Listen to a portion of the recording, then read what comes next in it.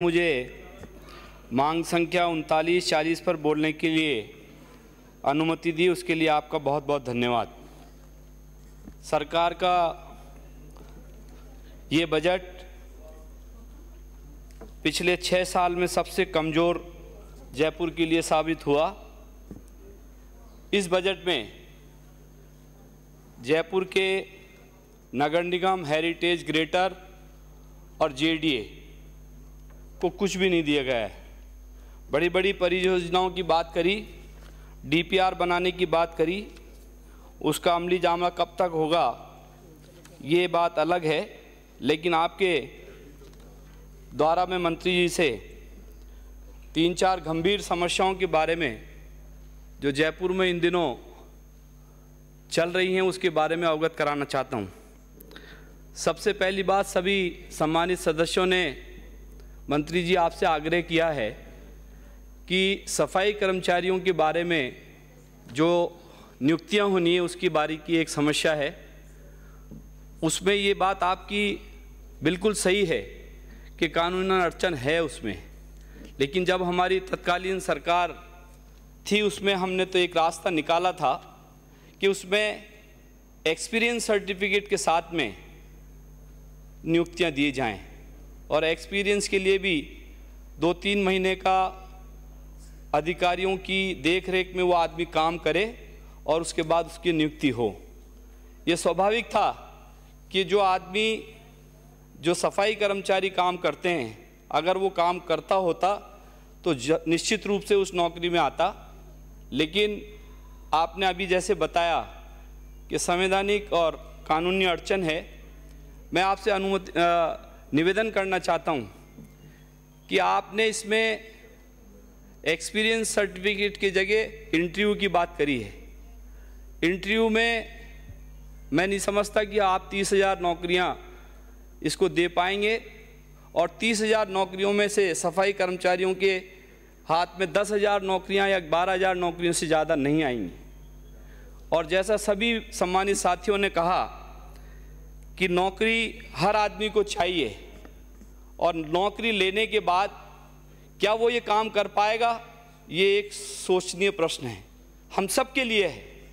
तो मेरा आपसे निवेदन है कि सफाई कर्मचारियों में ऐसी कोई सभी पक्ष विपक्ष के साथी मिलकर एक ऐसा रास्ता निकालें, कोई बिल लाएं, कोई एक्ट लाएं, ताकि उसमें जो काम कर सकते हैं उन्हीं लोगों को नौकरी मिले।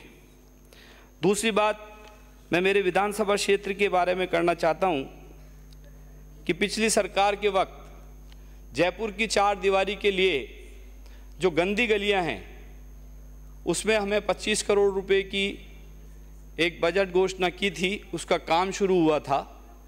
लेकिन मैं आपके संज्ञान में लाना चाहता हूं बड़े दुख के साथ में कि वो 25 करोड़ की जो शहर की 4 दीवारी की गलियां थी उसमें तकरीबन 7,200 गलियों का सफाई होनी थी और उनका पुनर्निर्माण होना था।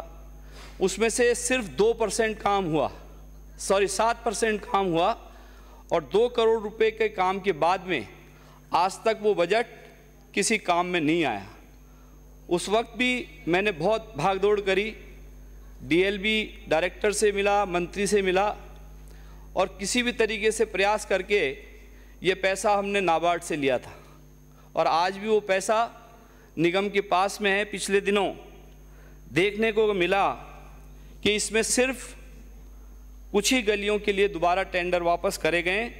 जो इसका मूल बजट घोषणा थी कि सारा पैसा 4 दीवारी में खर्च होना चाहिए था, वो नहीं हो रहा है। दूसरी एक बहुत बड़ी परियोजना हमने पिछले दिनों आचार संहिता से पहले शुरू करी थी, 271 करोड़ की सीवरेज के बारे में। जिस तरीके से कोटा से आने वाले सम्मानित साथी संदीप शर्मा जी ने बताया कि कोटा में एक बड़ी योजना जिस तरीके से सीवरेज के लिए शुरू करी गई, हमारे यहाँ भी जयपुर में किशनपुर विधानसभा क्षेत्र, हवा महल और आदर्श नगर, इन सब में मिलाकर तकरीबन 750 करोड़ रुपए की सीवरेज की लाइनों को रिहेबिलिट करने के लिए, उसका पुनर्निर्माण करने के लिए दिए गए थे। देखने को ये मिला मंत्री जी कि 1.5 महीने की आचार संहिता विधानसभा में लगी, 1.5 महीने की आचार संहिता लोकसभा में लगी, फिर उसके बाद में एक आपका आदेश आया सरकार का कि कुछ समय के लिए आपने सारे काम रोक दिए थे। आप ताज्जुब करेंगे कि मेरे पास जो रिकॉर्ड है और जो मेरी नॉलेज में आया है, तकरीबन 43 किलोमीटर की सड़कें जो लाइन है वो अकेले किशनपोल में डालने की बातें कर रहे हैं। 43 किलोमीटर किसको कहते हैं? 43 किलोमीटर का मतलब हो गया 43,000 मीटर। ये कैसे संभव है कि 4 महीने में ये लाइन डाल देंगे और उसके बिल पास होने की प्रक्रिया चल रही है? मेरा आपसे आग्रह है कि इसको आप बहुत गंभीरता से लें। कमोबेश ये तीनों विधानसभा क्षेत्र में ये भ्रष्टाचार का अखाड़ा बन चुका है। इसी तरीके से गोपाल शर्मा जी ने एक बात करी थी कल, उसका मैं जवाब और आपके संज्ञान में लाना चाहता हूं अध्यक्ष जी के माध्यम से। अध्यक्ष जी अभी तो बोलना है, 1 मिनट लास्ट। अच्छा, सबका चूंकि 40 नाम और हैं। बहुत सारी बातें ऐसी हैं कि 2/5/24 को 12 बजेंगे। एसीबी ने एक आपको मुख्यमंत्री ये आयुक्त स्थानीय निकाय एवं स्वास्थ्य शासन विभाग को एक चिट्ठी लिखी है कि इसके अंदर आप प्रोसिक्यूशन सैंक्शन दें मेयर के खिलाफ, और इसमें सुप्रीम कोर्ट के ऑर्डर का हवाला दिया गया है। उसमें कहा गया है कि माननीय उच्चतम न्यायालय द्वारा अभियोजन स्वीकृति की मनाही हेतु विस्तृत आदेश स्पीकिंग ऑर्डर देने की व्यवस्था है। परिपत्र दिनांक 31/12/96 और 17/19/47 के राज्य सरकार द्वारा स्पष्ट निर्देश दिए गए हैं कि अभियोजन स्वीकृति पर विचार करते समय सक्षम अधिकारी द्वारा आरोपित लोक सेवक को सुनवाई का मौका देना, उससे अभ्यावेदन प्राप्त करना एवं उस पर विचार करना तथा किसी प्रकार की समांतर जांच करना विधिक प्रावधानों के अनुरूप नहीं है। तो मेरा आपसे आग्रह है कि इसकी प्रोसिक्यूशन सैंक्शन दें। पक्ष विपक्ष सारे पार्षद परेशान हैं। कार्य सलाहकार जयपुर के सारे पार्षदों ने उस पर विचार। श्री जोगेश्वर गर्ग, मेरा आपसे आग्रह है कि इस पे संज्ञान लें। बहुत सारी बातें अध्यक्ष जी आप हमेशा समय में कटौती करते हैं जो मिलता है उसका, लेकिन फिर भी मैं आपका आभार व्यक्त करूंगा कि आपने शायद पूरे 10 मिनट भी मुझे नहीं दिए हैं।